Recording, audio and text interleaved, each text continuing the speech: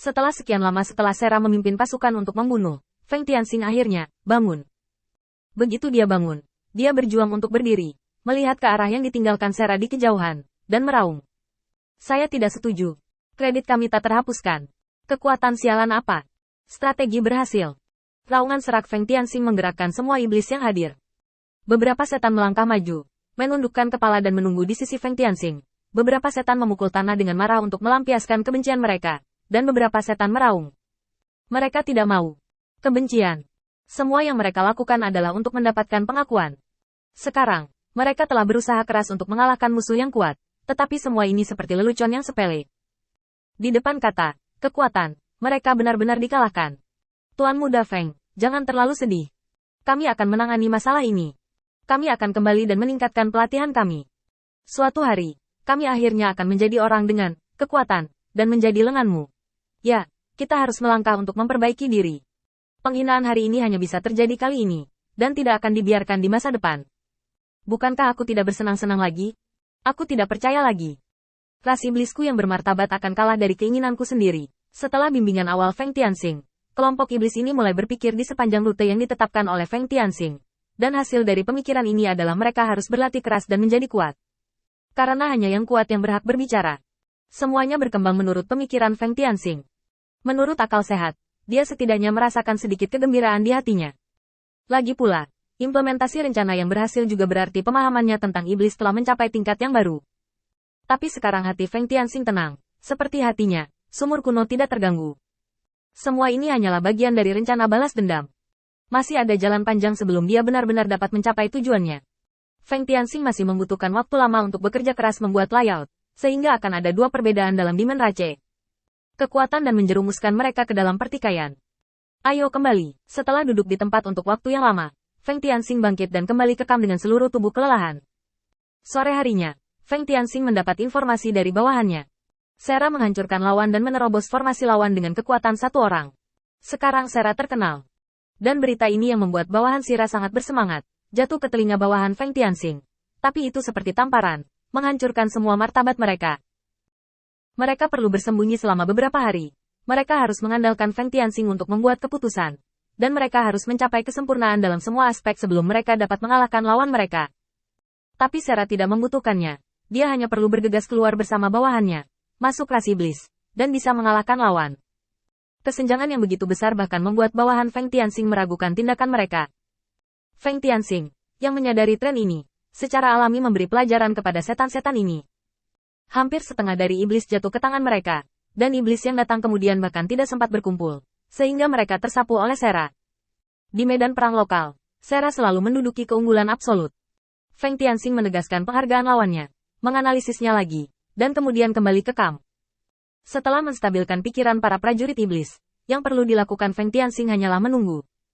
Tidak peduli bagaimana penilaian Sera, pandangan penonton selalu unik, dan detail spesifik dari stasiun ini juga diam-diam disebarkan ke orang-orang.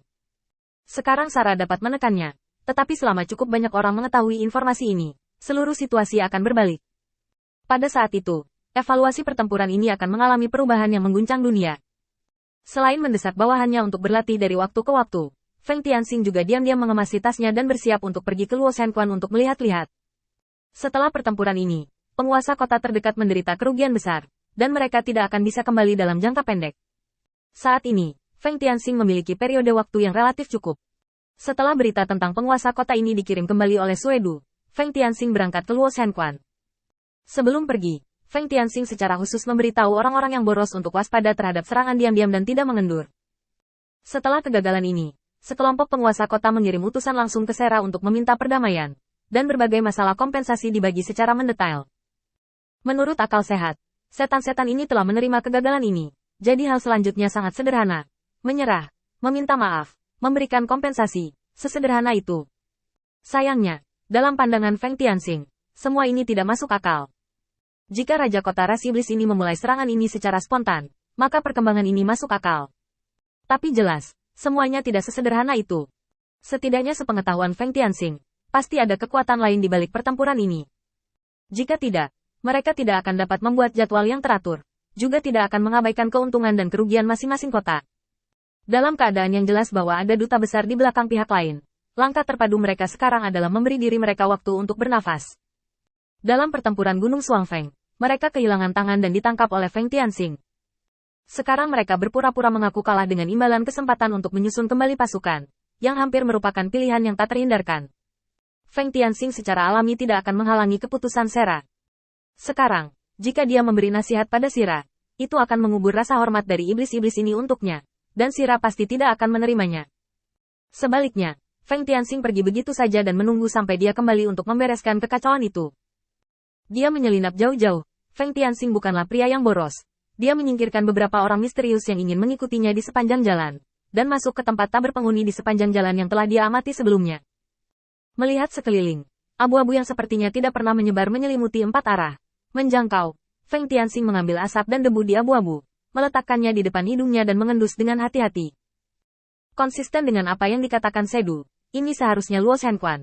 Luo Shen, awalnya Dewa Sungai, hanya menjadi gurun setelah 3.000 pengadilan Tao secara tirani digabungkan oleh iblis, dan hanya seteguk Luo Shenquan yang tersisa di gurun ini. Hanya saja di padang pasir yang luas, jika ingin mencari mata air, jika tidak mengetahui rutenya terlebih dahulu akan memakan banyak waktu. Feng Tianxing sekarang memiliki peta, yang dianggap berjalan lancar. Mengikuti jalan, Feng Tianxing dikelilingi oleh warna abu-abu, dan dia tidak bisa melihat arah. Bahkan matahari di atas kepalanya menghilang tanpa bekas, dan dia tidak bisa melihatnya sama sekali. Umat manusia bersembunyi di lingkungan yang begitu kejam, bahkan iblis pun tidak mau hidup lama, yang menunjukkan betapa buruknya situasi umat manusia saat ini. Kuharap kali ini tidak akan membuang-buang waktu. Setelah menghela nafas, Feng Tianxing membuang pikirannya dan berkonsentrasi pada perjalanannya.